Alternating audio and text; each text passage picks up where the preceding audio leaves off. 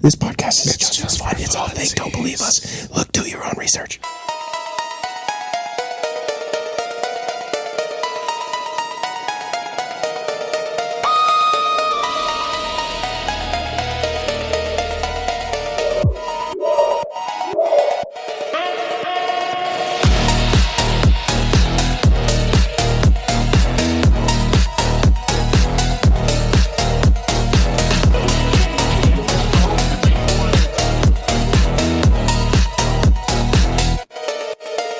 That was a good cack.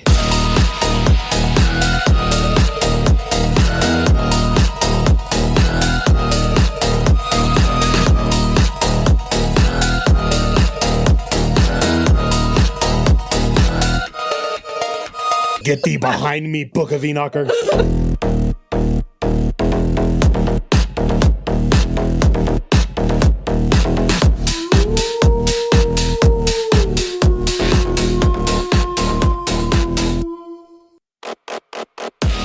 Welcome to the show. Yeah. Boom. Yeah. Boo. Is it safe to say we're relying on Tanner to bring the energy today? Here. I'll be contributing a couple minutes. Just let me get this monster open. Yeah. Oh, before we do the monster, have you seen the two things? First thing, there was a meme thing going around. It said, her, tell me something I don't know. Me. Did you know that in It, the clown, Pennywise, is a boggart? He becomes whatever you fear the most, and to defeat him, you have to stop being afraid. The movie is about some muggle kids trying to defeat a boggart without magic. Oh my gosh. I did see that the other day. I'm not Hilarious. Harry Potter enough to understand what It's you hilarious. said. I recognized Muggle. That was it. Yeah. Well, sorry about it. That's you need okay. to be That's all right. schooled on it, man. That's all right. That's okay. I'm not saying it's a bad joke. I just didn't laugh because I don't understand. No, you're good. You're good. it was like there's a joke here. I just don't know it. The second thing is that we had a listener send in a surprise gift for us. Oh. Yeah, So I'm Phil. gonna show you, Phil, real quick. You ready for this? Yeah. Oh. Wow. Oh, that's sick. And then on the back, here, I'll hand you yours. Pull out your size. I don't know which one is yours versus which one's Courtney's. This one's gonna be me. Okay. And then look at the back. Read it. That's awesome. Be your BA best. Yeah. Shout out. Thank you, listener. Again, I guess I didn't ask her if she cares if I shout I her out, didn't but ask either. She is in the Discord. She's active on Just Discord. say it, Shout out and then Steph. I was gonna say just say it, and then ask her. No, and I'm if just. she It's don't- gonna stay. It's Okay. gonna stay. Well, no last names, nothing like that. Nobody knows, but she is in the Discord. We'll put a picture in the Discord of them. Thank you, But Steph. she sent us biblically accurate Bigfoot shirts. She said her mom does them. So shout out her mom for doing the shirts for us. I asked if she has a business so that we could like promo it, and she's like, "Oh, she mostly just does stuff for friends and family." I was like, "Okay." Nice. But so, Steph, feel free to advertise for your mom in the Discord, and if anybody wants shirts ordered, you can. I will have to Hit her keep up. that in mind next time I think about a custom shirt that I want. Yeah, I love the at the back saying "Be your BA best." I love Yeah. that. That's dope. That's pretty great. All right. With that, That's just a testament to. I mean, who came up with be your BA best? Yeah. I'm a marketing So that person. shirt, and I am not. that shirt is just a testament to like the stuff that you've created. yeah, because you The came up with the name our and tagline. The tag, yeah, Yeah. you did that. Good job, Yay, Phil. me. Yay, Bill! Yay me! Yay, Philly baby spice. That's pretty cool. All right. I need some caffeine. Yeah, same. I didn't Yeah. go out to buy anything, so I just am grabbing what was in my house. I was gonna say I have a reserve here. Do you that feel? Yeah. neglect? Do you guys feel like mere mortals that you didn't go out and get something special this No, week? actually, Because that's the- my norm. The funny thing is, I don't think I've drank this on the show before, but it really doesn't fit the theme. What is It's it? Alani Nu Pink Slush. Oh my god, They're pretty good, dude. They were I- on sale. So these have 200 milligrams caffeine in them, and they were on sale at Sam's Club. $2.15? What? Did you say 215? 200 Yeah. milligrams of caffeine. Oh, I thought you said 215 milligrams. Maybe I did, but I meant 200. Find out in editing. I will. But anyway, 200 But milligrams. Yeah, in size. there's 200 that's in not these. bad. In that tiny That's can. on par with the rain storms. Yeah, and Ghost and all those are 200 as well. Well, yeah, but I just mean the rain C4. storms are that size. Oh, of this can. size. Yeah. But they were on sale at Sam's Club for a case of like 18 for only like $18. And I was like, done. I don't even care if these taste like garbage. It's caffeine that I can take. I think that is on theme because you said it's pink slush, and that's definitely how my brain feels today. So I feel like that's on theme. Deal. So. I'm running a peach tea rehab today. Going old school. Day rehab. I've got my vanilla Coke. Crack it. So 3, 2, 1, go. That was It's like a good. one smooth shot. that was a good cack. In the ancient days of giants, when the earth was wild and free, a creature roamed the valleys, cloaked in mystery. Is he born of angels' blood and man, a Nephilim so tall, or a shadow of the fallen, yet heeding the Maker's call? He's a biblically accurate Bigfoot, with a lineage from the skies. Not a myth or legend, but a truth that never dies. Is he a remnant of the Nephilim, a titan standing tall? Or does he have the word of God upon him, the last to hear the call? Grant Kekin. Phil, have you noticed that I made you an emoji No. in the chat? Oh, Not in the noticed that? Discord, you haven't been on there. Not in a couple days. Here, let me show you. I your saw emoji. It's I saw pretty Commandy great. and somebody else arguing about one of our topics today, actually. So So we have you were both right. Spoiler alert. 4 new emojis. One, Red hit me up and he was like, "Hey, when you guys get into these theological debates, you need a Bigfoot eating popcorn emoji." Done. and then I've been slowly figuring out which pictures You heard that Unsay too. that. Figuring Unsay out. that. figuring out which emojis I faces.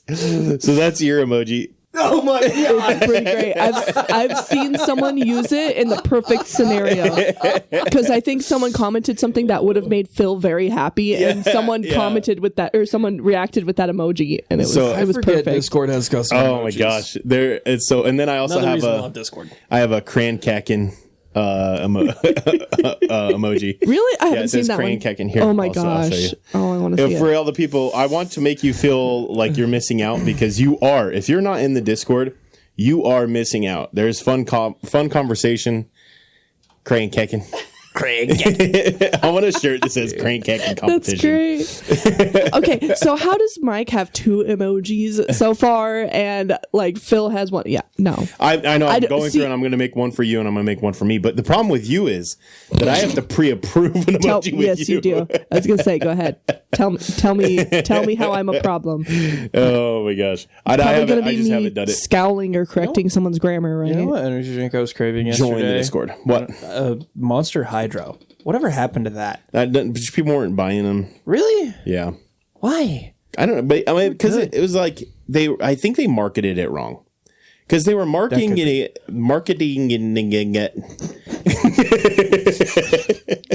I think I saw some drink come out of Phil's mouth. That was close. Okay. It's all spittle. They were marketing it as like a Gatorade almost. Yeah. But it had like 200 grams of caffeine in it. How much? Milligrams. Okay. That's 200, like, brother. 200 milligrams of caffeine. If it had 200 grams, that would explain a lot about me. You should- Goodness. Instant heart attack. What is it? It's like one tablespoon of caffeine is enough to instantly heart attack you. Is something like that? It's like a lot. Heart attack you. I don't know what the Yeah. density is of like how much is in I don't remember, but it's. That's I remember nuts. looking it up, and it's I think- surprisingly small. 10,000 milligrams is kind of like the dose that they consider like that's lethal. You will You will die at 10,000. Let me ask. Which is insane, by the way, that there's that much margin. How much caffeine would be in a tablespoon? Spoonful of caffeine makes a heart attack happen. Just answer me. So a tablespoon would be about 6 grams of caffeine. Yeah, that's about right. That would be like 6,000 milligrams. 6 grams of caffeine. Imagine just here, try this, and it's just 6 grams of caffeine. Dude, Oh my goodness! I think people underestimate how potent caffeine actually is. Like the fact that we have to take it in that small of a dose. Yeah. Like that's, I mean, in terms of final effect, that's not all that different from like, here's a rock of meth. Right. For real, You just though. ingest that. Lord. Like Yeah. the end result, probably not a whole lot different. Like you're probably just gonna die. Don't do that. In case anybody was thinking about that. Don't. Oh my gosh. Don't. Oh my gosh. Or as Kamala Harris would say, don't. Don't. Good Lord, guys. I said that to Bennett a couple times through this last week because he was about to do something. You know, it was just like, you know what you're about to do. I know what you're about to do. Yeah. And all I needed to say was don't. And I said it and I instantly just cringed. I was like, and then he did it anyways. So, you know. Oh my gosh. Did you guys listen to last week's episode after we got done? Just a little bit. There was so much energy. In that. I know. This week is like the opposite now. It was just So It was energy. Do you remember that? Energy pun. I was schooling a couple of students on millennial brain rot. So we showed them the Charlie the Unicorn. The kids were still awake, so we kept So it like paused. We had to pause that and come back to it after minute. we didn't go to Salad Fingers or We did do anything the like that. Potter Puppet Pals, and then the badger, mushroom, Yeah. while swimming in the ocean. It was fun. It was a good time. It was like an hour of me Salad just fingers? showing them. We didn't make it to that because Bennett was still awake for most of it, and I didn't want to introduce him to our brain one's rot yet. nightmare inducing Dude, for that a one's creep. teenager. Don't hug me, I'm So- scared. Do you know that one? Put a banana. Tanner, you know in that your one, right? ear. Since we're on the topic of millennial brain rot, once again, Steph, we thank you again. I thank you again because you asked your dear husband about the brain rot that I couldn't think of with the Grim Reaper and then the head with the spine who liked chalupas. So that was the cloak.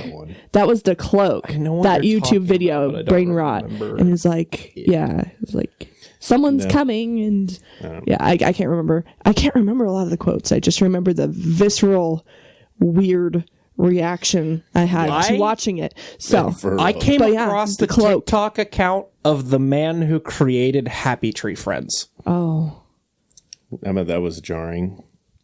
Dude, apparently they made that for like just fun adult safety PSAs, basically. Yeah. And he was like horrified when he found out that kids were watching. Dude, in the early 2000s, nobody understood the fact that adult cartoons were a thing. If it was cartoons, it was kid safe. That was the thought yeah. process, and was- you could not have been more incorrect. Right. Simpsons? South Park, brother. Simpsons was kind of the no. I would say Beavis and Butthead was probably Yes. one of the like The introductory. first. That's Yeah, like yeah. Gen X yeah, brain rot. Yep, Right. yep, yep. And then speaking of which, they're on Fortnite now. Weird. It's wild. Dude, Fortnite doesn't care. It's Nothing wild is off seeing limits for them. Beavis in a gunfight against Peter Griffin, but it's even more wild seeing those three then get randoed, somebody come up on them wearing a Power Ranger suit.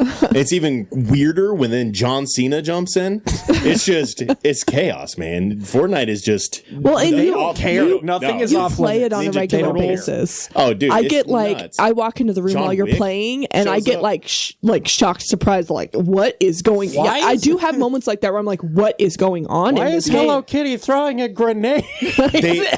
This last I think it was like 2 weeks ago, they dropped the PPAP dance, the I have a pen. Oh, pen. Yes, I was A gonna mention that too. Pineapple pen. They introduced that as a dance, and I've never bought a dance so fast, Dude, that was. Man, when was that? That was like 2016-ish. Yeah. Yeah, I showed that to It was the like a students last night 2-week too. fad. Our son is now familiar with the song and the reference now. Yeah, Because of Fortnite. yeah, it's wild. It is crazy. He's also saying 6, 7 pretty much daily now. He'll dude, find yeah. like Look at yesterday this. he had like 2 cookies in his hands. Like he likes to like put something in his hands and act like it's a scale and do the hand gesture and then 6, 7. He thinks it's so He funny. gets this smirk on his face, and he's It's like, cute. "Hey, Dad, It's really cute. what's up, bud? 6, 7. Stop it." Actually, the way he says it, it's more 6, 7, 6, 7. Yeah. It's very earnest, so is funny. it's really cute. And I don't know exactly where he picked it up. I know there's been a lot of points along the way, but if you taught my son that deliberately, Hide. John Wick is coming for you. brother, Yeah. have had you? a- Go ahead. I had a thought about, we're talking about internet crap. I had a thought the other day regarding the issue, another like one of the core issues with the internet and social media and like the spread of stupidity, which I consider is a disease that the internet has become Oh yeah. current for. Yes. A major part of the issue, a major part of the issue is that idiots don't hold back from agreeing with bad ideas that are put out on the internet. They just vocalize it. Oh, yeah. And so when someone posts something stupid, everyone that's an idiot will just agree with it. Yeah. They don't care. For some reason, TikTok thinks that I want to join the Flat Earth Club. Dude, my TikTok has been shoving that at me. I am astonished by the number of people who reinforce that idea. I don't know how many of them are trolling, so there is that. Yeah. But the number of people that actually seem to buy into it and like just, it is insane. It is actually insane to me how stupid people are. like, Yeah. and like, okay. If you have never mind. There's no excuse. I was gonna give like a caveat of like, if you have some evidence that like is actually there's some sort of backing for it, but I'll be then honest. I realized I've heard some flat Earth arguments that if I weren't doing my like. I don't know. I guess if I hadn't already had my viewpoints on it, there's some convincing arguments.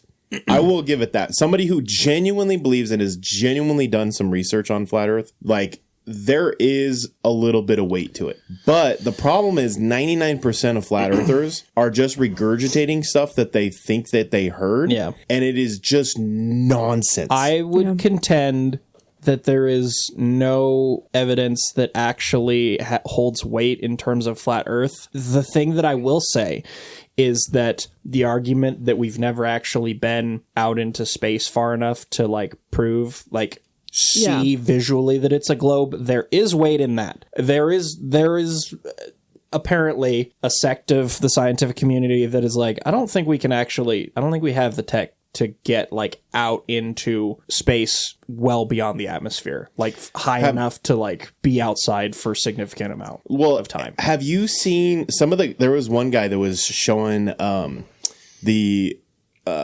object displacement as it gets further away, the visual capabilities of our brain to actually see something. Mm-hmm. And he was going through and he was actually like calculating it out. This is what it would look like from this far away. This is what it would look like from this far away. This is what it would look like from this far away. And he went through and he continued to calculate it out. And he was like, by the time that we even get to where the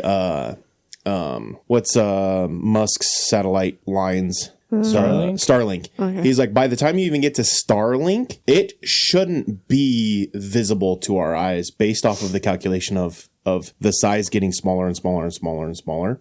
And he went through and he did the math, and I'm not going to try to replicate it. He did the meth. The meth. He went through and did the math on it and showed that, like, by this point, it should be this small, and that is not decipherable by a human eye. But yet, you can still look up and see the Starlink going through the sky. So his theory is that Starlink is actually a lot lower in our atmosphere than they claim that it's flying. Okay, can we actually see the satellites, though, or do we just see the light reflecting off it? Because there's a difference there. Well, and even that, he went through and calculated, like, how far we should be able to see the light through our atmosphere as well. Because And- light's not going to be transmitted indefinitely, like infinitely. Because eventually it will be Because displaced the by reason our we see atmosphere. stars is Yeah. because they're like huge Insanely and bright, massive, and Even that's why we stars. see them so far away. Right. But even stars, like, the bulk of what we know what stars look like is just recreation of what they Right, right. hypothetically think it would I look think like. we've talked about that Yeah. before, but So all that said, So again, that's I'm not like, even. That's like they say, like the firmament, right? Yeah, the firmament that's a part is of it. the line that we can't cross. We've done a flat Earth. We've talked about it haven't before, right? done We a haven't flat done Earth, a but we've full one, talked yeah. about Okay, it. yeah. We should get So- that at some We point. should, I but can't if we keep my do, we details have straight to. on it. So yeah. Yeah, if we do a flat Earth, we have to have two people who, no matter what their viewpoint is, have to be pro flat Earth for the debate, for the argument. I think it would be fun. Yeah. I think it'd be a lot of fun. I would volunteer as somebody who would argue for flat Earth, even though I'm not a flat earther. I think it would be fun to engage in that conversation from that viewpoint. But another It'd time. be nice to, like, smack you down in Yeah. facts for I a agree. change and be, like, absolutely correct over you. I think you genuinely underestimate some of the science that flat earthers have. Okay. But I'm not gonna saying do this at that some point. I'm not saying that you will ever agree with, because I've looked at it and I still don't agree with flat No, Earth. I hear you. And but so it's like I still don't agree with it because I've seen the science on that proves a round Earth. Right. And so in contrast, however, I have dove into the flat Earth theories enough that I've seen some things that I'm genuinely like, wow, that is actually really hard for me to explain naturally. I've been trolling people when I encounter them on TikTok. When somebody posts something like that, my comment every time is, "Hey bud, why don't you just put this to bed? Go find the corner or the edge and take a picture." Yeah. Yeah. Like, they never have a response to that. They But just that's- ignore it. But that's the thing. The edge is is an ice shelf, Antarctica. Okay. They believe that, and this is their so the argument against that would be, so our governments actively will throw you in long-term jail for trying to fly over Antarctica without Okay. a permit. Okay. So they Prove can't. it. Prove it. There was a guy. He went down to Chile and he claimed that he was going to fly, and he was flying from somewhere in Chile to somewhere else in Chile or something like that, or one of the other countries that's nearby. And he instead flew over Antarctica. He was intercepted before he made it like 10 miles into Antarctica and was redirected by the Chilean Air Force. Huh. And then thrown in jail. He was trying. I think he was a flat earther trying to prove. And he was intercepted so fast that it's like almost unbelievable. That was a funny noise. I heard. It was Okay. almost unbelievable how fast he was intercepted. Okay. I have another. But what about east to west though? I was about to say, okay, that's Do it, exactly do it. where I was going to go. You could state it better than me. So that explains going south, but what about going north or east or west? Well, that's all relative to what we believe north, south, and east and west. Are we west is. suggesting that Antarctica goes all the way across and all the way up and all the way across and all the way down? So it's a circle, and it goes around. Okay, so why And that isn't all of Antarctica? our- If you go north, why can't you hit Antarctica? But that's the thing. All of it is relative, and so all of the Earth is in the center. So if you do go north far enough, you will eventually get down to Antarctica. Okay, so we're just going to What? ignore. If you go far enough north, you're going to hit Russia. Yeah, but if you continue going, you will eventually find your way Yeah, but back if you around. go head's gonna east, split you will open. also hit Russia. So that just proves that it's not. Right. Okay. According to, but it's all relative to our understanding, your understanding So it's of all North- relative to physics.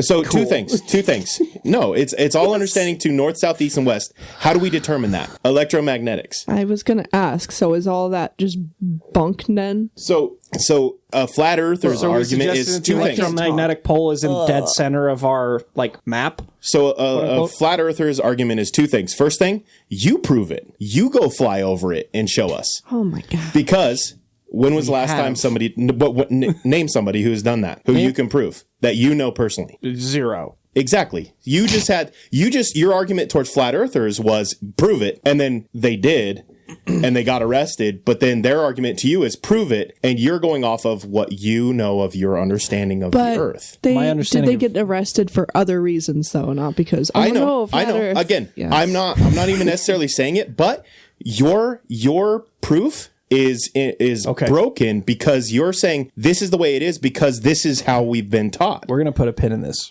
right now. And we are going to do an episode on I this. was gonna say because otherwise this will become a flat Earth. But I will say this: if you want to come, if during this debate, you're going to have to come with more than just history. Okay. You cannot use, because that's the whole point of it. Flat earthers are saying everything we were taught was wrong. You can't come at them with history, because that's like us trying to prove that what's the country that was northwest Namibia. of Russia that everything kind of got Tartaria? Tartaria. Yeah.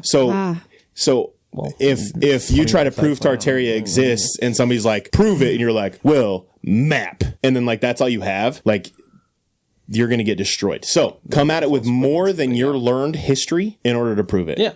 That's all. That's I all. got you. I got that's you. Because otherwise I will destroy you, and I don't want to do that. Yeah. It's all good. Because I don't actually believe in flat Earth. Speaking of science, I would like to recant something that I said last week or the week before. I stated that I think that Minecraft might be the best video game ever made. I would like to amend that and not necessarily completely take it back, but I would love to throw Portal and Half-Life into that discussion. I came across a really good video essay the other night about Portal, and did you know that was just like the bonus game in like a package deal that Steam did in 2007? That's crazy. That was like here's a Isn't it called the we'll throw it orange in. box or something? Yeah, like yeah, that? Yep. Dude, it's so good. I forget just how freaking good that game is, and it holds up. I think I tried to play incredibly it well. for like 2 minutes, and I was like so lost and confused. And I was like, I can't do this. Like, yeah, no, It's it was nuts. such a it broke good- my brain. Yeah. But yeah, The gameplay storytelling in that is so good. It's just incredible. And I think that those two games inspired like so much of gaming post that. Like I think it truly revolutionized the way that people look at how we develop games and storytelling through gameplay, and it's just incredible. I don't have anything really like to expand on with that. I just came across the other night. I was like, man, it's so good. It's such a good game. And I just wanted to throw that out there for anybody that's my gamers out there. Booyah. I love that game. All right. So I like Spyro. Anyways, Spyro is good. Have you guys seen the ongoing developments in terrible UK law stuff? no. Yeah. What's going on Have you now? seen that? So there was a lady who, 17-year-old, who was assaulted. I'm not, because I don't trigger warning on That it. way? Yeah, I'll just say trigger warning, assaulted. And the judge threw out the conviction, and the person the perpetrator was a Muslim, and they threw the case out because it didn't last long enough.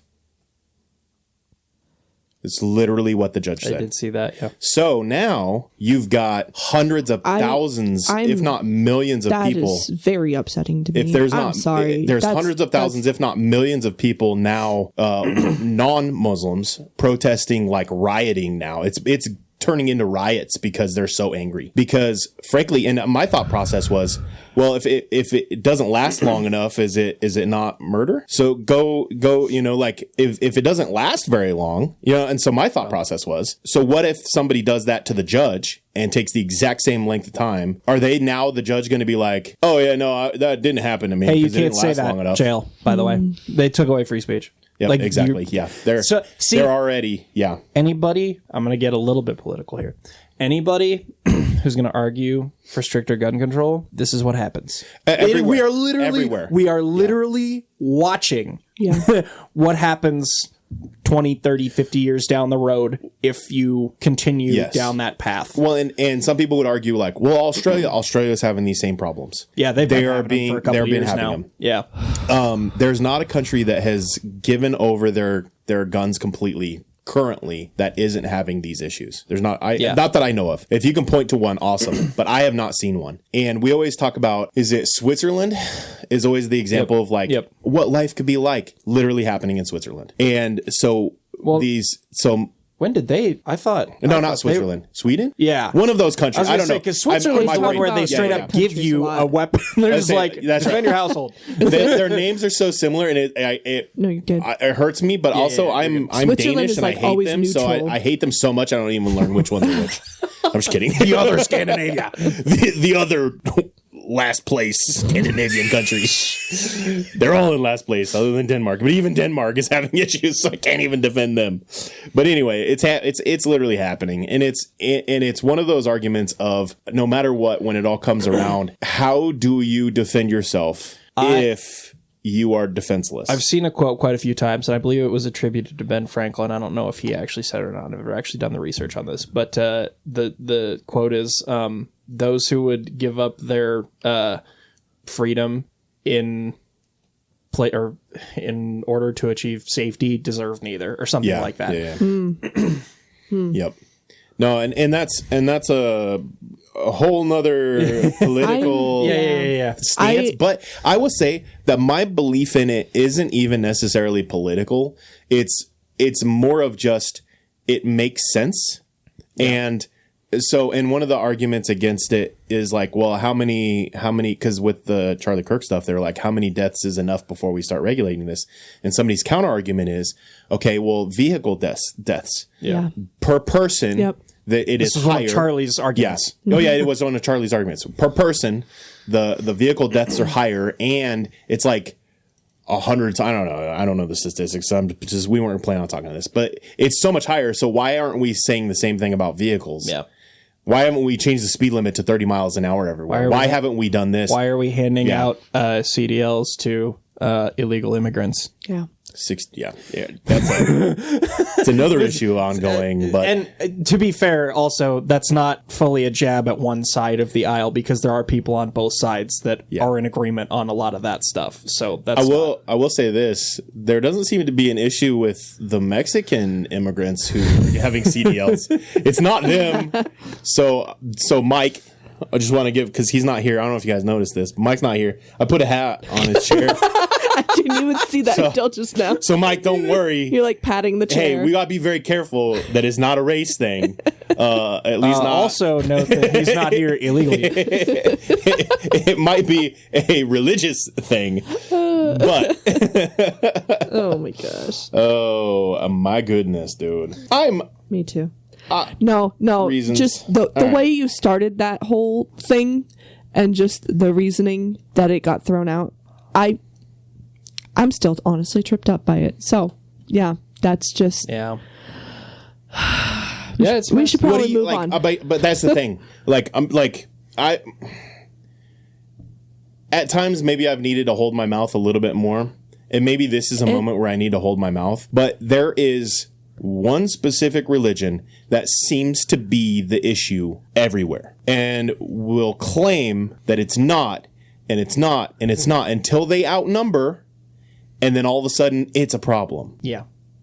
Just saying. Yeah. And I'll just let you. I'll let the listener pattern recognition Come to your own conclusion on that. But it's an issue, and I'll move on. Yeah. So let's change the subject. Before we get into today's topic, There is one current event that has nothing to do with current events. It's like 3 years old now.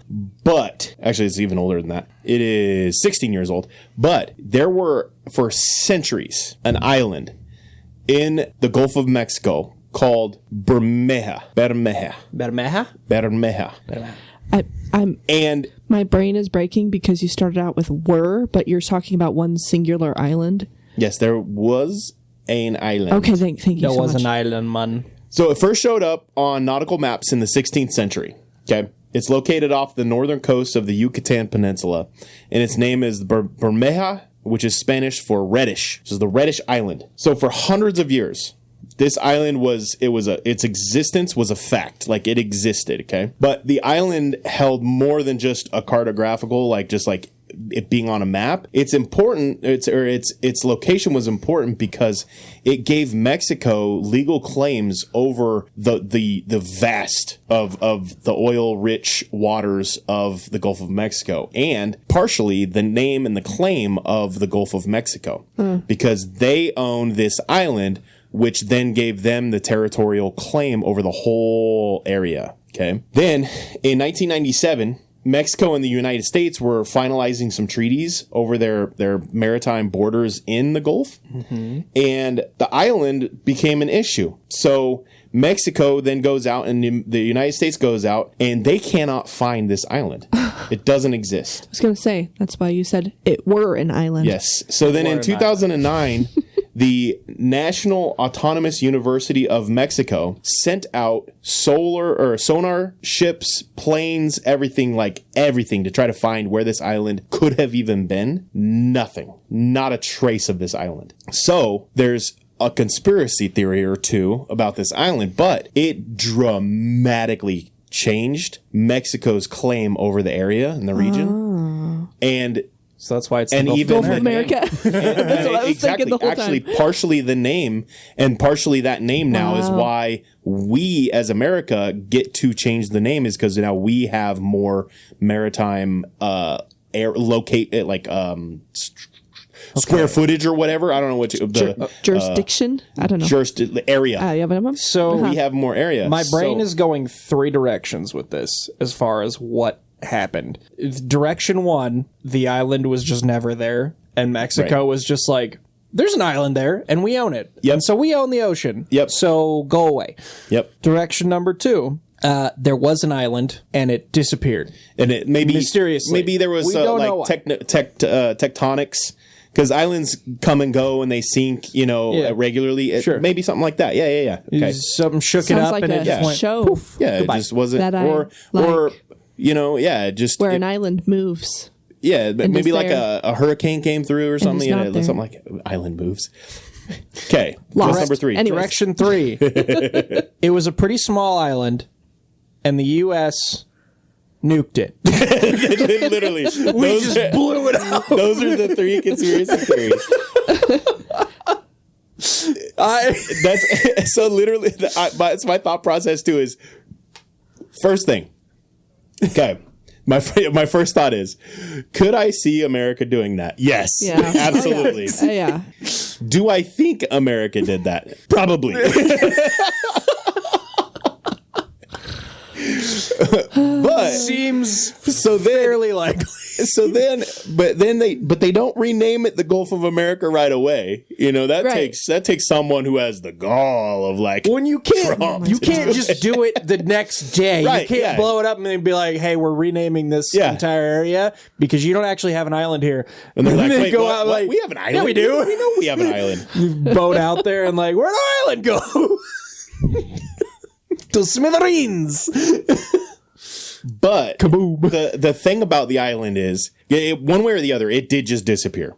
It's crazy. And whether or not it ever existed. So there is all the. I'd like there's to know also an the exact other. location so that I could look it up on Google Earth and Yeah, like go look go in there the and area. see if there's just like a divot. You'll have to look it up. Well, one of the other theories. I'm is picturing just my boy mom self is picturing like that they made like a giant flying excavator and just like picked up all the scooped it dirt, out. just scattered it through the ocean. Yeah. that, so like Giant tread marks. bulldozed okay. it, and then the bulldozer just went off the cliff into the. Yeah. Anyways. non conspiracy theory, like the two most realistic things in my mind, or three, I guess the three most realistic things are Mexico made up the island long time ago because back then it would have been fishing rights, but now we discovered it's oil rights, which are worth way more than the fishing rights. Right. So they had made up the island in order to claim the region. Right. And then fished it for That also seems quite likely. It seems very likely.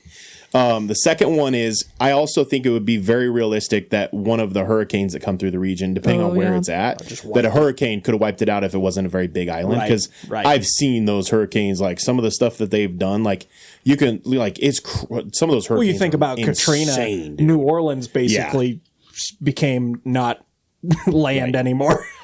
And then the third most likely would be that we went and destroyed it. Yeah. Yeah, that it just disappeared. This the island of Lost, yeah. That it moves around. Someone's pressing a button and they now it's they somewhere forgot in and the What year? somewhere in what the year did we go to look at it that it was gone? I think it said 2009. When did we jump timelines? When did CERN first start up? Was that 2001? 2000. Let me Google it. Let me ChatGPT it. I wonder, my when did CERN first fire? It says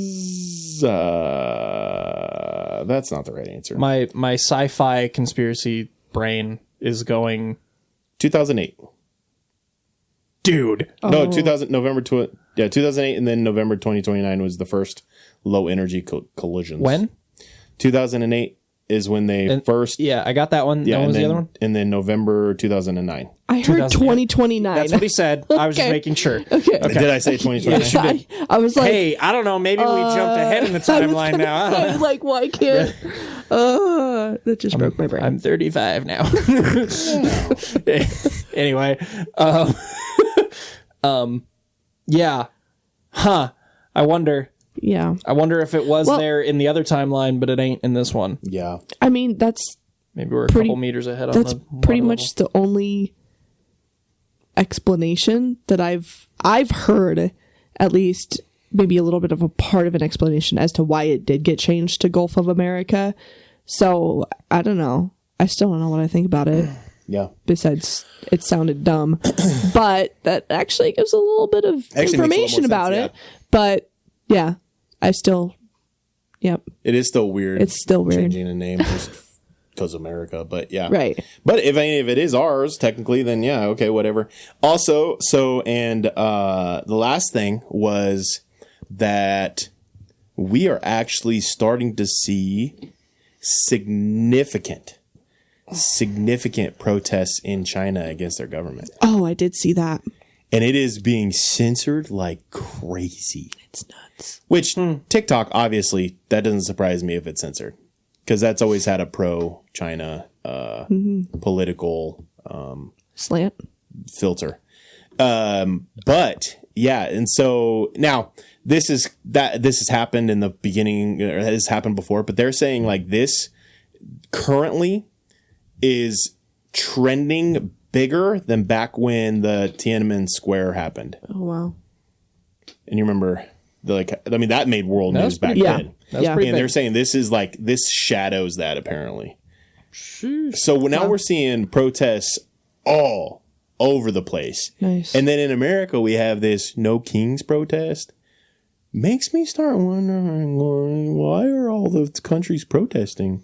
They're all protesting different things, but yet everywhere globally is protesting That's different things. That's what I was thinking. What Yeah. is the convenience of that? I don't know. Also, George Soros funded the snot out of the No Kings protest, just so people know. Oh. Wow, like- shocking. Significant surprise. funding. There was one thing, I saw this video, I don't know, politically whatever your stance is on the politics of stuff, you should always be cautious when you see a paid advertisement asking you to come to a location between 6 and 9 and then like that you will be compensated for your attendance. Like there was one that literally 1 o'clock hit and the entire crowd, which was supposedly like a million people would just completely just disperse. Sounds like how to end up in a Yeah. Aperture Science testing facility. Literally. You will be compensated for your time. It's just, I'm just saying, no matter, you can be politically against something, you can have those opinions, but you should always be cautious when someone is paying to have you attend. Like if somebody is paying for advertising, I saw advertisements. I don't know why they would do that when they could didn't just see that. post a video of a place and an event that happened years ago and then Which label it as has- that. it's almost I like know we what you're did talking about. That doesn't happen. Yeah. Anyway, I know what you're talking Anyway. about. Yep. politics. What are we starting with? Vampires or Halloween? Let's start with Halloween. So we went to the trunk or treat thing last night Yep. with our son, and just because like Bennett, and then again we had a lively debate in the Discord, and my hope is that you can at least be open enough to not just like, oh, these guys don't fit my perfect narrative, so I'm going to quit listening to the show. Like, hear us out a little bit, and Has you that can been going on in still. the Discord? No, not in the Okay. Discord, but Okay. but that's the thing. Like, I've seen on other podcasts when someone posts, like when Wes Huff, he did a big, huge thing debunking that Christmas is pagan. Yeah. Did a big old video, and Yep. people straight up like quit following him because he disagreed that Christmas was pagan. These are Christians who have unfollowed Wes Huff because he came with receipts to prove that Christmas is not overlapped pagan, which it makes perfect sense. Like, let's hear it. Let's like just a quick, just very, very brief, because we'll probably do this at some other time. But so the festivals, the pagan festivals, celebrated the solstice. The solstice isn't on December 25th. Why would they change Christmas to be over the top of a solstice event, but 3 days later? And on top of that, change the solstice event to be 3 days later so that they could coincide. Or maybe decades before they had already chose Christmas, and then the pagan holidays were like, oh, there's only 3 days later. Let's kind of like influence this. What makes more sense? Yeah. So that's kind of what Wes Huff is anyway. Yeah. So people unfollowed him because because they call him, they're like, you're a history denier and you're worshiping a pagan holiday and all this. And it's like, brother, like Wes Huff is a historical researcher. Dude comes with receipts. At the very least, like, say, hey, I disagree with your analysis on history, but I'm gonna provide my own receipts, That and then dude's I'm got gonna move on. his receipts are on papyrus, by the way. Yeah, Wes Huff comes That's with good. receipts. That's good. That guy knows what he's talking about. I would not argue. That might be the last person alive that I would argue with I when would it comes hate to debate historic. Wes Huff You- on anything. I just wouldn't. Because he's a big anti Book of Enocher. Mm-hmm. And That sounded like That's a kinda great. slur. but based off of Book of Enoch, you Book of Enoch, you vile, get thee behind me, Book of Enocher. And I disagree with his take on it. And based off of my own research, I have disagreed with him, but I still love Wes Huff's research. I think he's a great researcher. And I think it was Monkey. Monkey disagrees with Wes Huff's take on Christmas. And that's the thing is I want to create an environment where it's safe to disagree. Yeah. Like, you disagree with me, disagree with us on the show. And that's what happened. We in the Discord is there was a pretty lively debate between quite a few of us on whether or not we can participate in Halloween at all. The argument wasn't like whether we can go full in on devil worship. The argument is, can we participate at all as Christians? That's where it comes down for me. On Halloween. Yeah. And I agree. And so we took Bennett to the trunk or treat, and the booths that seemed really dark and like demonic, Creepy and, yeah. we skipped them. We went to the ones where it's the basketball team for the college, and they're shooting hoops, and Bennett loves basketball, and so he gets to make a hoop for a piece of candy. You know, like we went to those booths. Yeah. You know? And I would say 90% of the kids we saw, because it was mostly just kids. There were some young kids, or some older kids that would be like maybe borderline teenagers and stuff, but it was mostly younger kids. 90% of them were dressed up in adorable things like, you know, you had Bluey. You Yes. had, you know, YouTube things. You had Halo. You had all that Minecraft, tons of Minecraft. An inflatable Godzilla that was really cute. Yeah, there was also an inflatable Among Us, which Yes, was really adorable. yes. Really adorable stuff. And then every once in a while, you would see this like 6-year-old dressed out in like blood gore like like Pennywise. It clown. Yeah, Pennywise. And my thought process Harley always Quinn. goes to I very highly doubt that 6-year-old genuinely wanted to dress up as that, or that's how significant the influence is on that kid. Yeah. That mom and dad's influence has been so dark and negative that this kid genuinely wanted to dress as Pennywise. Why does a 6-year-old ever watch Pennywise? Like, I don't even like it as an adult. Yeah. Like, okay, that said, so I think that Bennett had a blast, and he's In case you're curious, he was dressed like Handyman Hal from YouTube. yeah, It was his he looked favorite. adorable. Yeah, But so cute. Anyways, But I would venture to say, and my argument is based off of what I saw, what I observed with my actual eyes of what the trunk or treat was. It was a secular holiday that didn't have any religious affiliation at all. Mm-hmm. Now, can we take that and run with it and create demonic things? Yes. yeah, Because we saw some people, some families did that. Can we take that and then run with it and show Jesus? Yes, because there were actually a couple of churches that were using it few. as a witness opportunity that gave out like stickers and just loving the community while they're there. Very positive, uplifting floats. They weren't dark. They were actually very bright colors, bright everything. And they actually almost stood out more because they were the light in that situation. So can we take this environment and use it to show Jesus? Yes. So we can take this very secular holiday now, as it is now. Yeah. We could take this secular holiday that's more about candy than it is anything else, and we can make it demonic.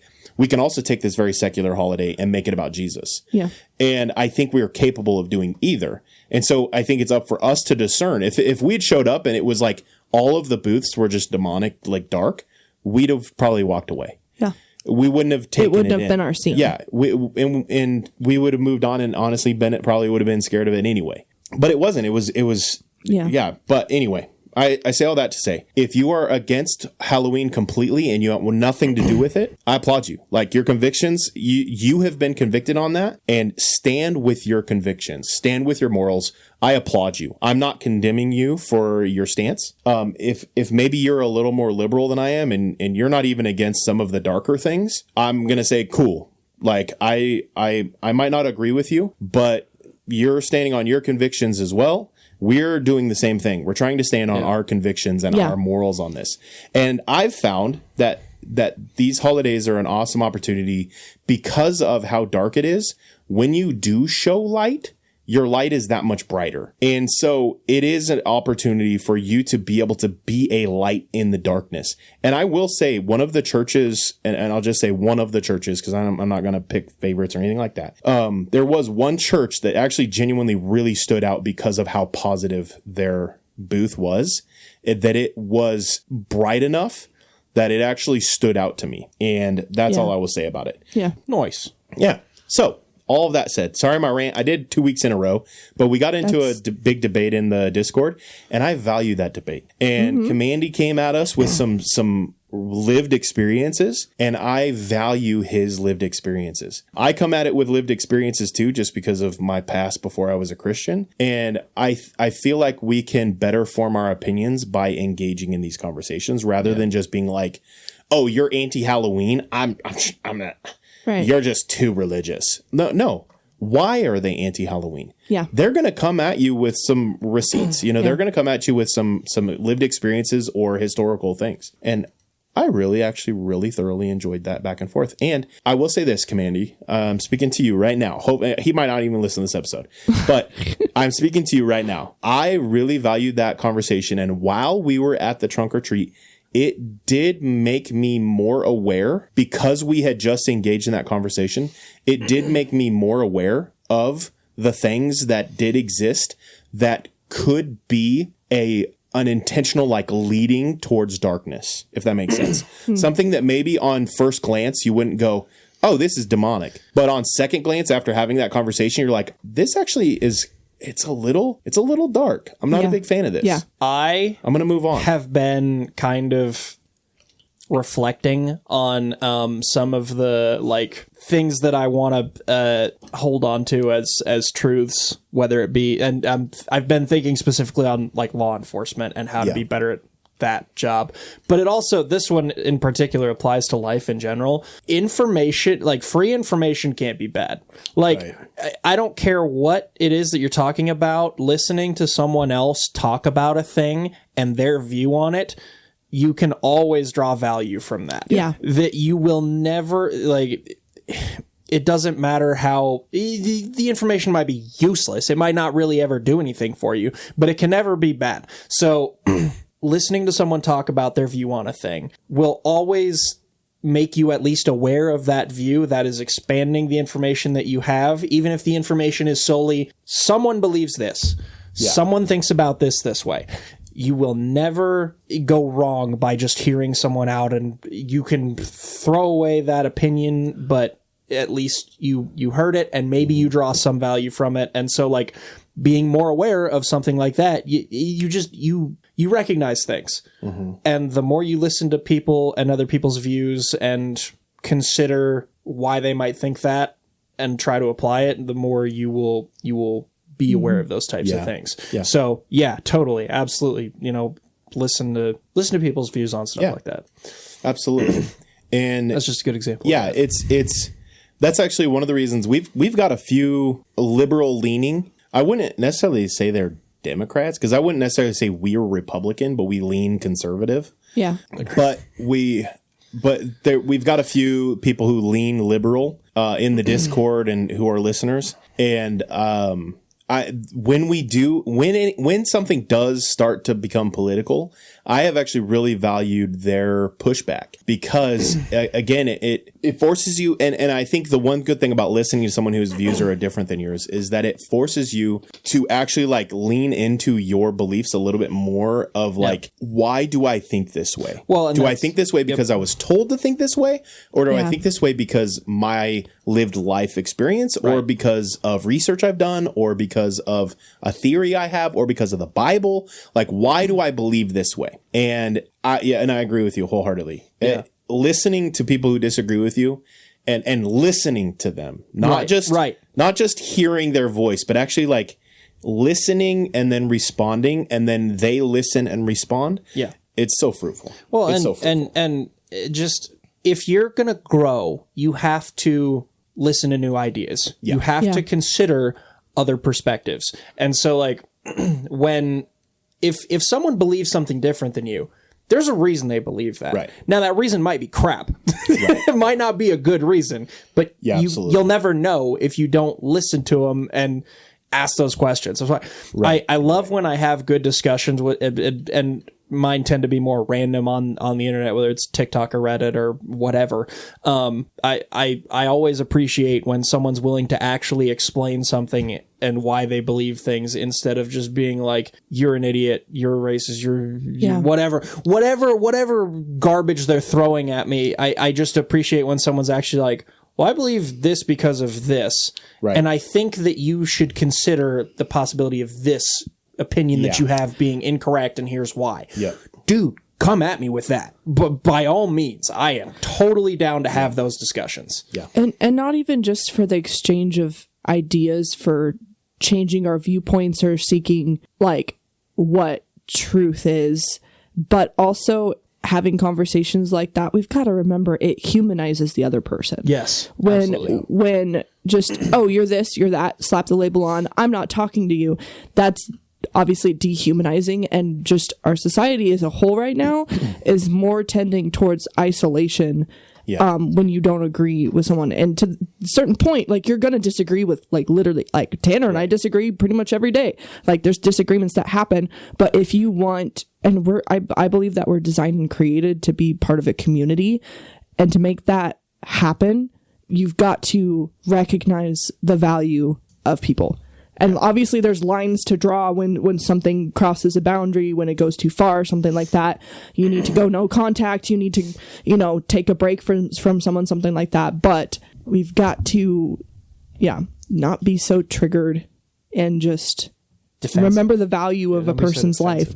Remember that every person that you meet is a child of God. Yeah. Whether or not they acknowledge God. But anyways, yeah. All that to say, the origins of Halloween. Yes. So I have a theory. Okay. Because I feel like this is something that you can readily go find information on, quote unquote, the proof that Halloween is a pagan holiday and it lines up with pagan beliefs and stuff like that. Okay. Both. Hold on.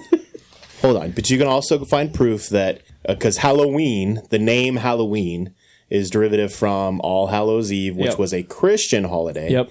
And was the eve of All Saints' Day, which was honoring martyrs and honoring the saints who have come before us. Yep. And traditions that started on Halloween as a Christian part of things have definitely influenced it a lot. But is this an example of Christians moving a holiday over the top of a pagan holiday in order to Christianize it, or is it something different? Yeah. Now, Monkey came at us with arguments and some proof. Just sounded from Monkey Discord. came at us. Proof that there was, I think it was Pope Gregory who did move it. The fourth. I found this. Claiming that the reason he moved it was to overlap the pagan holiday. So here's my argument. When would this that would have been 731 to 741 AD. Wow. Okay. So here's my argument. I see 835. When he moved it? Yeah. No, Pope Gregory extended it. Pope Gregory the Third, Pope Gregory the Fourth was 827 to 844.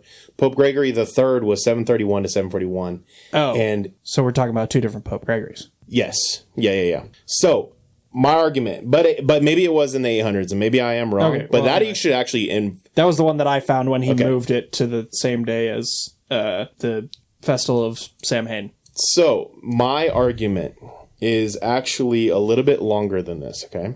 The Festival of Samhain, okay? The number one thing about this you have to think about is it was not a fixed holiday.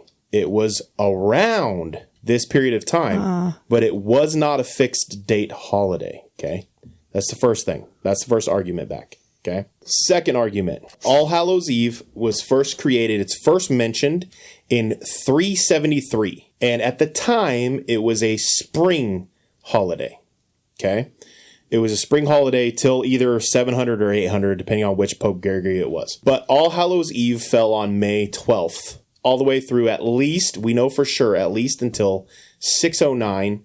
And then the theory is that it became late 700s, maybe mid to late 800s, I guess, depending on, maybe I'll need to do a little more research on the exact date, but it doesn't negatively affect my theory, is that it was moved to November 1st to celebrate that date. Instead, my two arguments are, my first argument, that Christianity had already taken over the region by the time they moved the date. Because Christianity first shows up in that region in the 300s. And it starts to take hold within 100 years. And then fast forward another 300 years, it has really began to become the foothold of Christianity. Like it had really migrated in that region and had vastly taken over the region at that point in time. So my argument is, what is the purpose in moving something over a pagan holiday in order to try to cleanse this holiday when all of those people who were the pagans have already converted to Christianity in the first place? And the second argument is, why would you move it to a date that supposedly overlaps their pagan holiday, that their pagan holiday isn't on that date, that it is a moving date holiday? So what was the significance of the Festival of Samhain according to what you found? Or did you look into that part of it? I did. That's a lot later in my notes. Okay. But I'm just curious how or why that was a kind of mobile holiday. I think because it just had to celebrate the changing of seasons. Okay. So it was like what I found was that it was when they celebrated their new year. It was kind of a Celtic and it was a Celtic tribes holiday is what I found. And it was kind of they believe End of harvest, End of harvest. Okay. beginning of winter. And that was then considered the new Celtic year. New Year. Okay. So you are right, but also, but it had to do with the harvest. So once the harvest was over, and if you've been in agriculture, you can, know, that's mobile. harvest can be a mobile. month apart at times. Yeah. So what is the purpose of moving a holiday over the top of a mobile holiday? It doesn't seem logical, right? Yeah. So now this Pope that supposedly moved the holiday in order to overlap that, at that point in time, it'd be like, I don't know, in my mind, it would be more of a like, hey, since the pagans don't really like, it's not a big holiday anymore, and we have a ton of spring holidays, maybe we should move this and make it a fall holiday, and we can kind of scuff out what might remain, rather than trying to move it over the holiday to like absorb its powers. You know what I mean? Like, I feel, does that make sense? Yeah. So my theory is that because of the fact that paganism was pretty small at that time, because the amount of Christians that had taken over the region, it wouldn't have been a move to try to like gain popularity with the masses. You might say it was kind of dead. Yes. Kind of a dead holiday. Which would prove futile. I'm sorry. I don't know why. That was great. But that would prove detrimental because the remnant of the pagans that did exist in that period of time Would then have an did excuse start to influence the That's kind of what I was wondering, because it's like it could be like a Christian nation or a Christian area, but that doesn't necessarily mean that they didn't still hold on to some of their old beliefs though too. Yep. Because Yeah. I mean, Well, and look at any country, look at any culture. Sometimes people still put their cultural beliefs over top of right. Christianity or the religion that they hold to. Yeah. Yeah. Well, so I don't know. Even when it's in conflict, but right. But the things that we think would be the things that the pagan holiday influenced actually didn't. Like wearing masks and going around getting treats. That was a part of the actual All Saints Day. Oh yeah. Because the wearing the masks was to scare away demonic entities. That part I did, according to what I found, was actually partially originating from the Celtic holiday. So I found it was the opposite. I found that it was celebrated before then. Okay, and it could have been both. I don't know. Maybe that was just a convenient overlap. But what I saw was that the festival of Samhain was a situation where they believed that dead souls could come back and like mingle, and they used masks and bonfires to ward off like the evil spirits. That was what I found.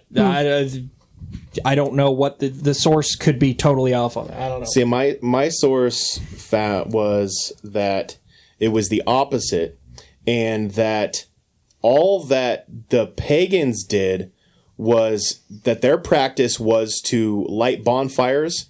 They would make sacrifices of their crops and their animals and their craps, and then they would hold a giant feast. And then some families would set a place at the table for their deceased loved ones. Okay, interesting. Which then that seems a little eventually, bit Dia dos Muertos. I can never say it. Merged with that. Dios. No, Dia de Muertos. Dia. Yeah. Dang it! Dia de los Muertos. Yep. Dang it, dos muertos. De los Muertos. Dang it, the dead. So, find the answer. We did it live. Did it live. We're both wrong. Oh. So they did start to wear masks and to go around and collecting candy and cakes from people. But this was far after the date had changed, and there is no actual evidence within the pagan holidays that they did wear masks. So it seems to be a completely brand new creation that only did take place on All Hallows Eve on November 1st, eventually turning into they did it at night because they wanted to scare any of the demons. So it was basically a brand new creation that took place in the Middle Ages. Okay. But no tangible actual proof that pagans ever did that. Interesting. But okay. also, do we believe in the effectiveness of putting on a mask to ward off demons? No. So Maybe. maybe. If I wear a mask of anointing oil with a cross on it, maybe. Maybe. Wear your helmet of salvation. Yes. Wait a second. Hold on a moment. We should just all dress up like knights. Is wearing a mask a representation of your helmet of salvation? Yo. Commandy, come at me, bro. Debunked. He'll just say no. The Celtic, and that's the thing. So from what I've found, here's the hard part. What I've found, anything from the Celtic and pagan holidays at this point in time is pure just like even just This is speculation. yes, even from the article that I'm reading that did the research, that has the receipts, it's just speculation. It's just theory because there is no like documentation that this is how we celebrated this holiday. Time showing that this is a Either or. yeah. It's just Is kind it- of a blend Yep. of some things and some of it. I still think that some of it is just convenient coincidence that some of the appearances were similar Yeah. between what Yeah, the yeah, Christian yeah. holiday did for traditions and what the pagan holiday did for traditions. Yes. And it just kind of blended nicely into one thing. And so just go take your kids out and get candy if you Yeah. want to. Is it And- hard to track down history about the Celts anyways? Because Very much so. Yeah. because like they were a people of oral history. They were nomadic. They were Well, and then And when they they were also became conquered Christians- by So- Romania before Christianity took over. And so a lot of those traditions, I think, had already been kind of stamped out Yeah. or blended into something else yeah. but by the time Christianity took over. And so it was kind of a, Or maybe there's a lot more evidence. I mean, either way about it, but it just didn't get passed down to where we are now, and it's Either just kind of way, lost to history. I'm going to say, Commandy and Monkeys were both correct in your own ways. And I appreciate your inputs. Well, and Because that's I the was thing. seeing bits and pieces of that in my Discord notifications. yeah. Okay, so here's my thing. So the wearing of the masks and stuff like that. Just again to push back a little bit.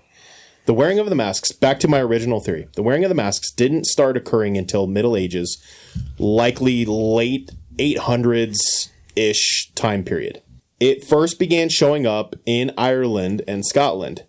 The problem I have with the theory that it was super influenced by the pagan is that Christianity dominated Ireland and Scotland beginning in 500. It was the dominant religion. It was the primary religion.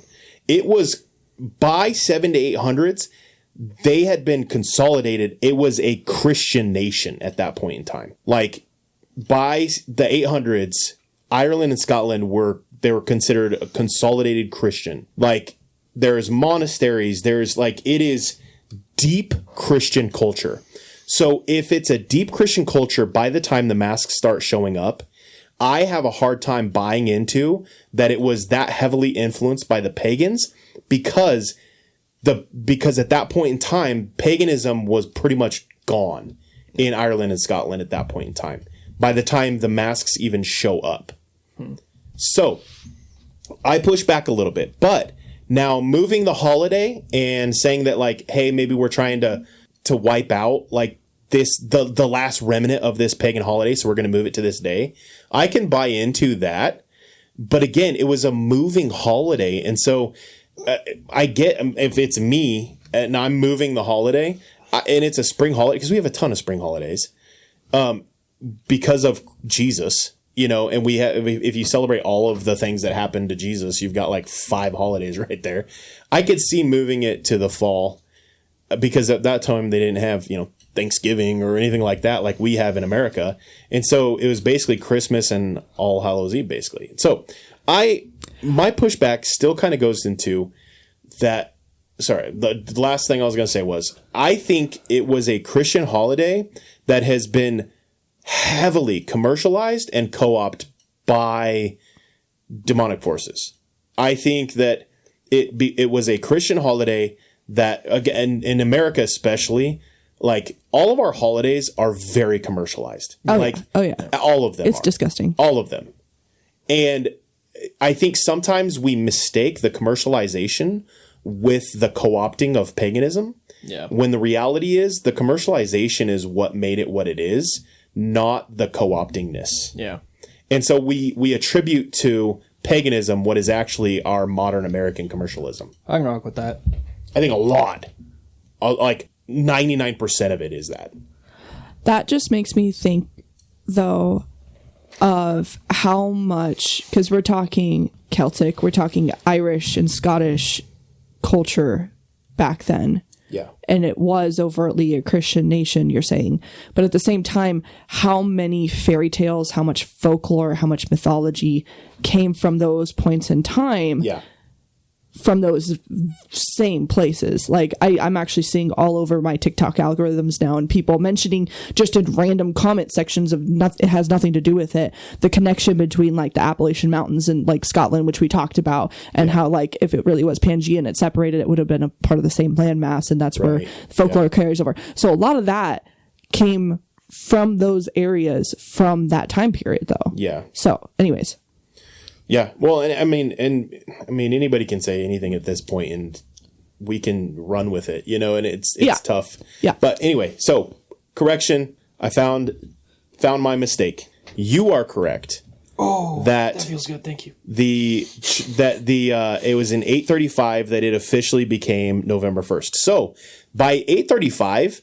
Paganism in Ireland and Scotland is gone, basically. Like it is wiped out by the church at this point in time. So but Greg III the 731 in 731, Gregory III dedicated a chapel to all the saints on October 31st, November 1st. Oh. Okay. So they both had significant events. So Pope Gregory IV extended the holiday to coincide with when that chapel was dedicated. I see. Okay. So we were both right on that. Interesting, though. I didn't read that correctly the first time. It was he dedicated a chapel to all saints on that date, not dedicated the holiday to All Saints Day. So I was maybe taking. But I will say I did read that wrong, and so you were more correct than I was on that.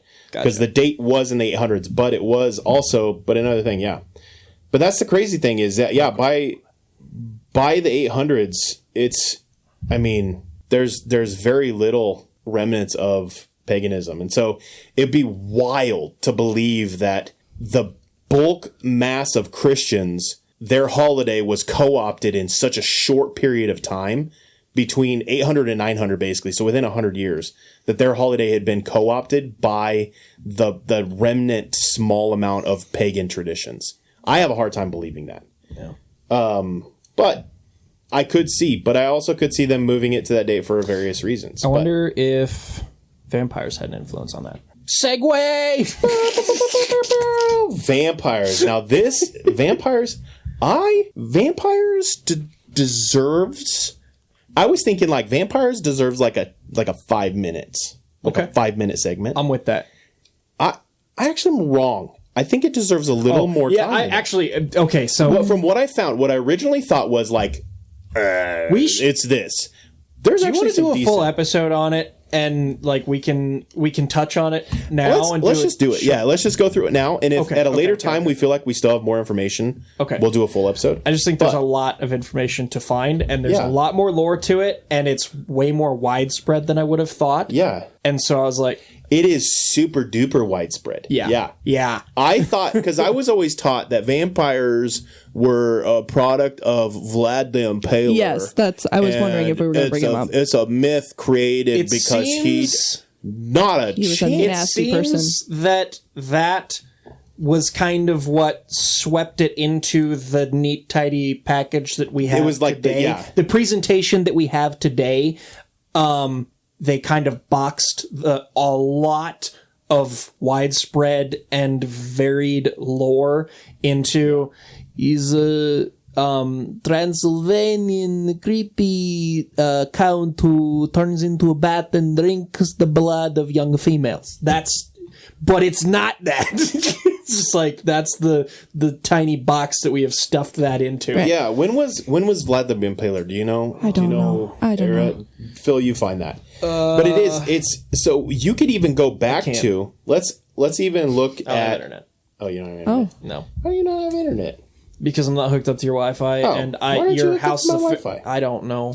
I've done it before. It just forgets. So the first thing that we can kind of, in my mind, we can start to look at like as this is like some origins of cryptic mythology. Are we asking when Vlad the Impaler was like alive and when he lived? Yeah. When did He was born in 1431. Okay. Around there, and died in 1476 or 1477. So in my mind, late? Wow, interesting. the roots of vampires, I think you can even go all the way back to when Deuteronomy and Leviticus are the Jewish I was going to holidays. say because- what I found was like back to like Mesopotamia. Yeah, I found some It goes deep. some of 4,000 BC kind of stuff. So within Jewish traditions and their written Leviticus laws, it says, "For the life of the flesh is in the blood." Boom, right there. That starts in my mind some tangible. Now, this is the written start of what we have in my mind, and it says, and then it says, "And I have given to you upon the altar to make atonement for your souls."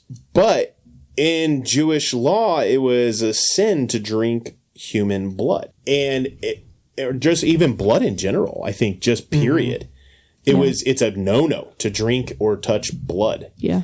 But there's so many different cultures during the same era that actively drank animals and like blood and stuff like that.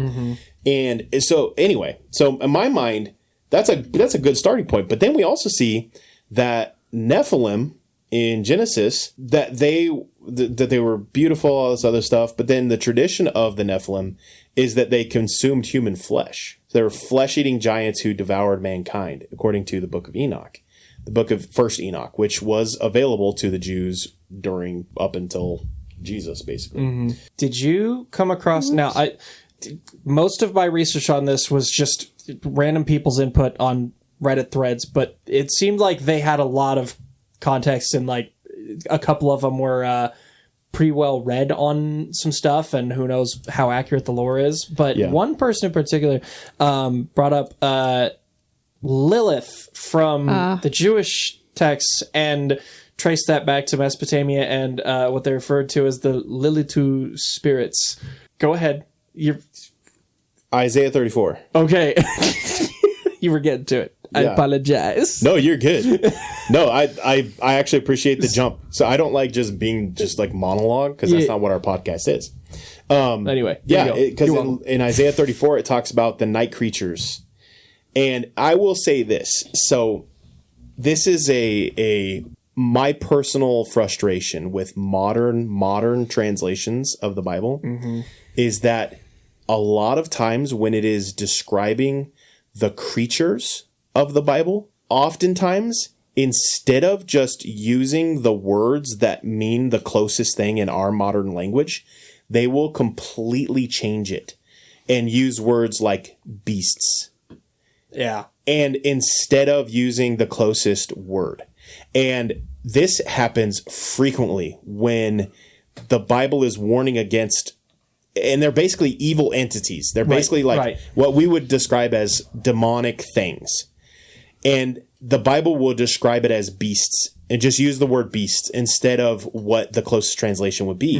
And I feel like because of that, it is a westernizing of something that shouldn't have been westernized. Do you think that is and this is a little bit off topic, but do you think that is responsible for a significant part of the reason that Western civilization doesn't seem to believe in active spiritual intervention? Like, do you think that's a lot of the reason that we're so like anti cryptid anti, like we just don't believe in that stuff. Well, because we're scientific. Is it because of like science and lack of faith in supernatural, or is it because of we just wrote it out of the Bible and we wrote it out of spiritual texts? We just didn't translate it to mean what it actually means, and we just translated it to, we just kind of dumbed it down. Modernized it. Yeah, there was a time frame where where the church as a whole, and at this point in time, it would have been the Catholic and Orthodox churches. Okay. They really wanted to secularize the Bible and get away from the quote unquote like myths and mythology that existed and stuff. Right. And I think that their intention was to try to take the weight away from the power that the demonic stuff has. But I think they unintentionally secularized and took out the power of the Holy Spirit and God in the same swipe. Yeah. So by depowering the demonic, you took attention away from how much power the Holy Spirit has. Yeah. Well, it feels like it all was delegitimized. Yes. Like we're taking away legitimacy from these things that they exist. Right. It's real. It's just not what a lot of the other mythologies portrayed it as. It was just demonic. Right. Or, you know, whatever form of evil you want to attribute that to. But it, like you said, in the same brushstrokes, they took away legitimacy from God and his power over that. Yes. So then now we have a culture that has bought in, and if you walk up to any student and you say, do you believe in evil spirits?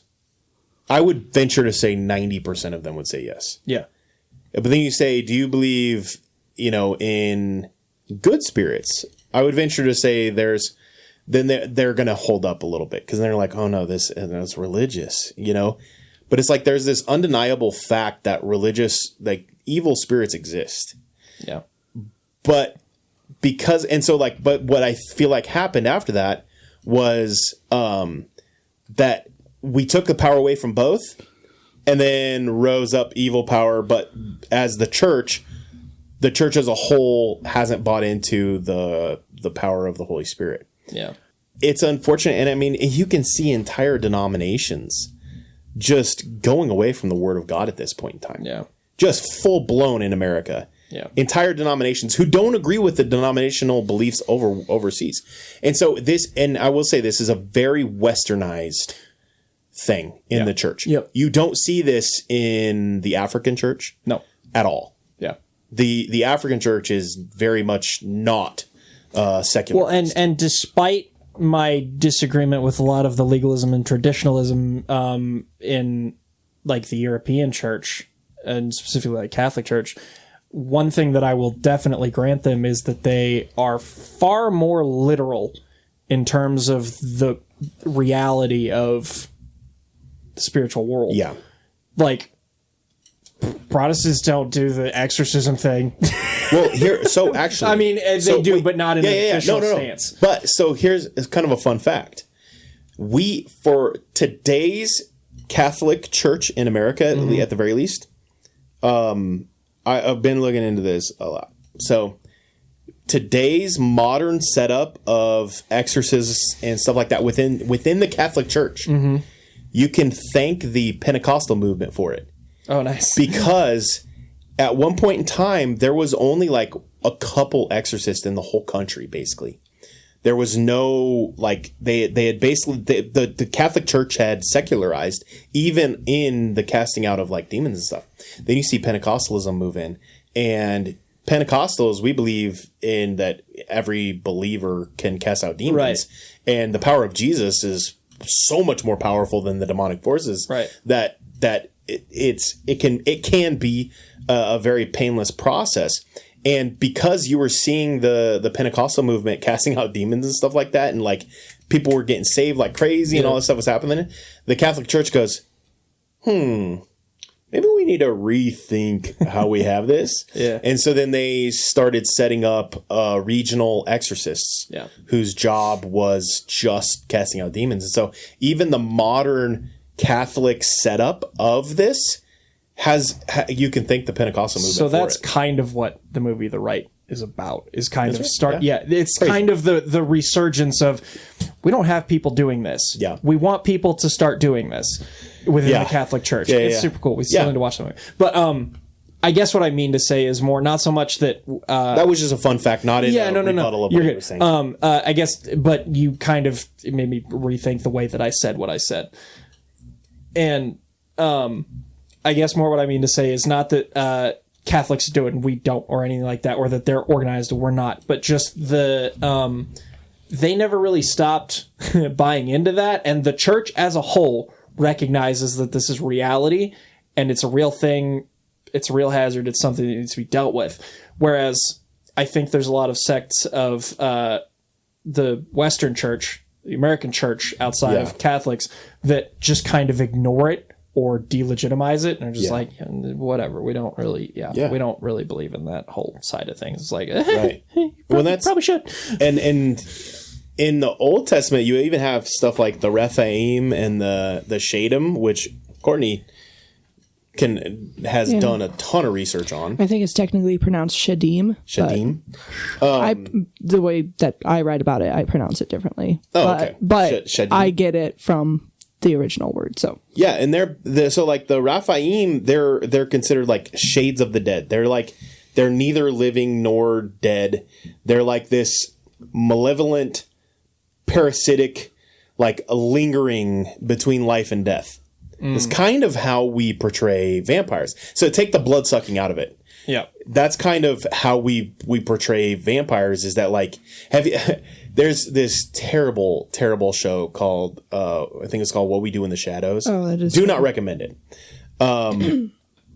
But maybe this is up your alley and you want to check it out. It's like a comedy about vampires, and one of the vampires is a instead of him being like a blood drinking vampire, he's an energy vampire. And so, like, when he walks into a room, everybody's energy just goes, like, lethargic and stuff like that. I feel like... isn't he like a nerdy looking dude Yes, too? yeah. And Just so he kind of just, a like, pain. sucks the souls out of rooms. And it's, like, it's not blood. It's, like... but, yeah. Anyway, and so...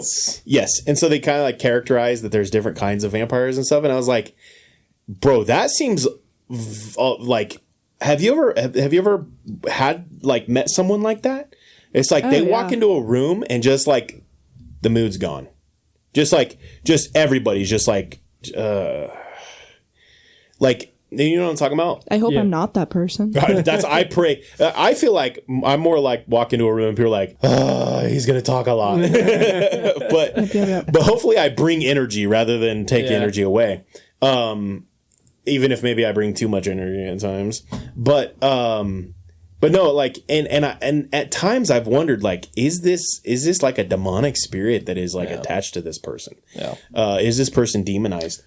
And again, if that's the case, and they were Raphaim or they were Shadim, and they were being influenced by these spirits that do this, that's basically like vampirism. That's basically a lot of what we traditionalize vampirism. Now, if their deadness. Now we attach the drinking of the life of the blood. Right.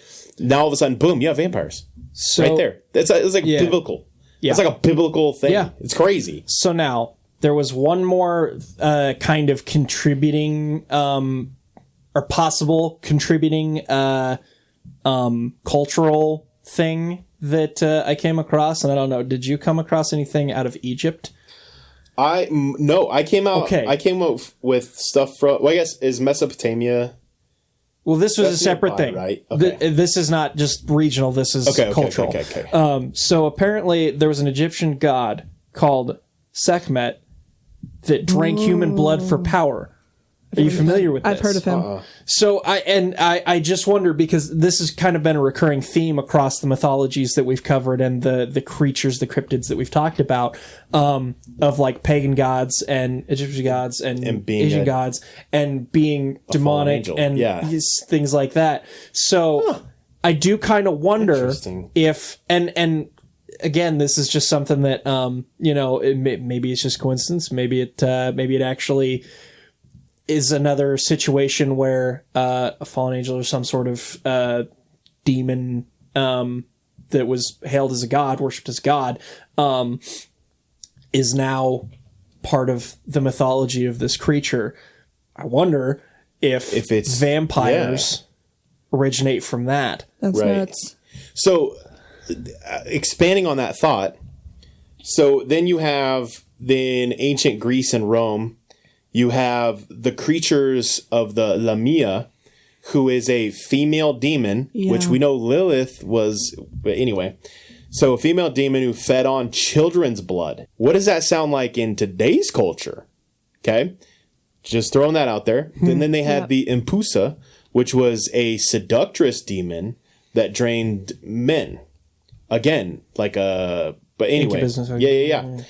Then in China, you have the Yangshi. That was Yangshi. Good job. I was gonna say that sounded pretty good. That's Or convincing. the Could have been wrong. Jiangshi. It is a hopping vampire which absorbs the life energy from people. Huh. Okay. And then you have in India, you have the Vatala and the Pisasha, which are reanimated corpses or spirits that possess the dead.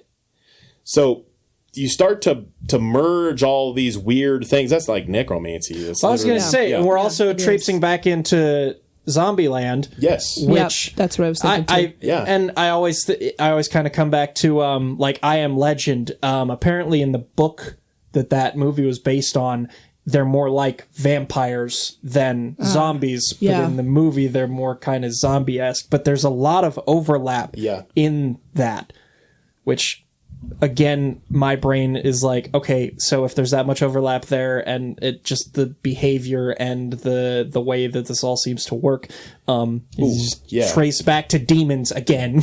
Yeah. Oh, so okay. crazy how that works. I missed a couple. Yeah, exactly. Though. So I missed a couple. So then there's also the Philippines. There's the aswang, which is a shapeshifter that eats flesh. Okay. Nice. Then we have in Greece the Vierkolos, which is an undead corpse which spreads disease. So now we're kind of mimicking into the zombie territory with these two. And then in Africa, there's the Oboyifo and the Asiman, which are witch-like blood drinkers.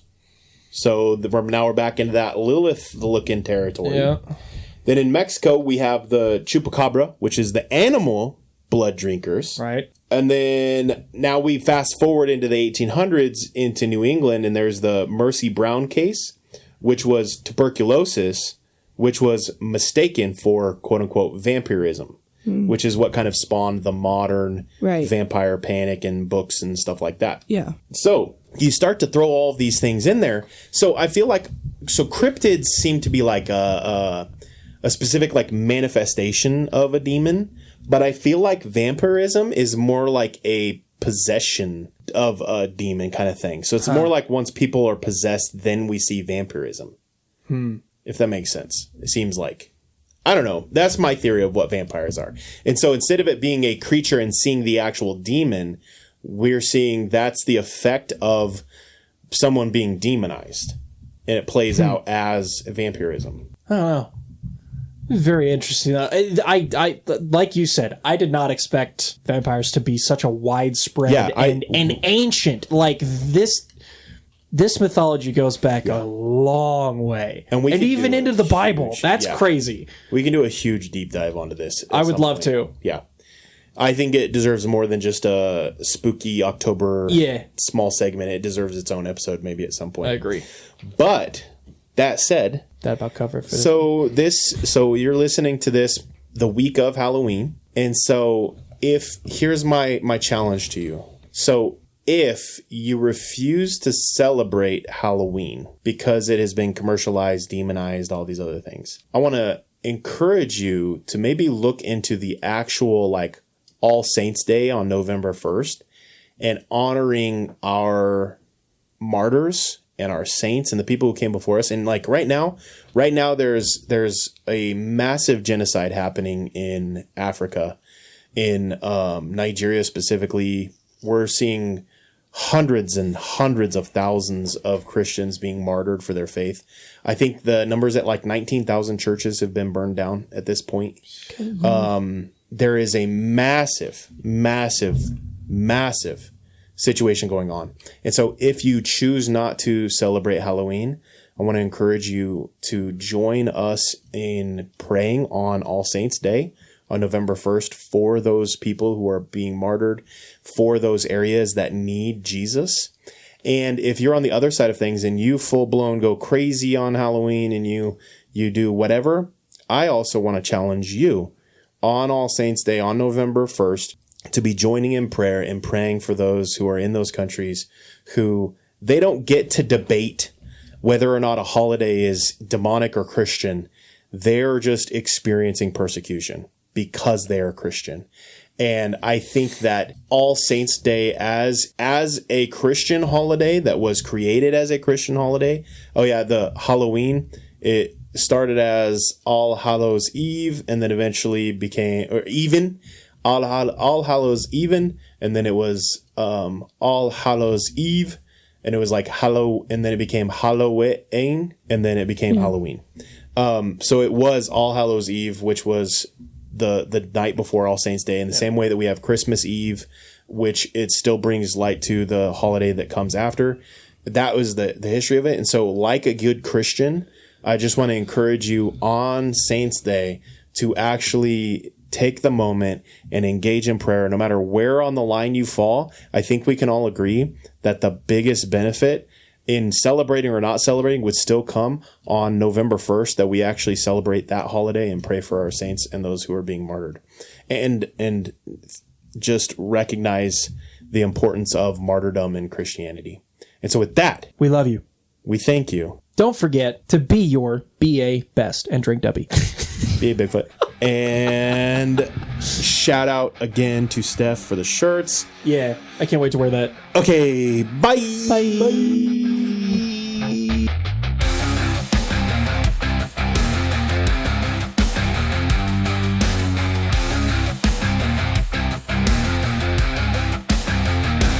In the ancient days of giants, when the earth was wild and free, a creature roamed the valleys, cloaked in mystery.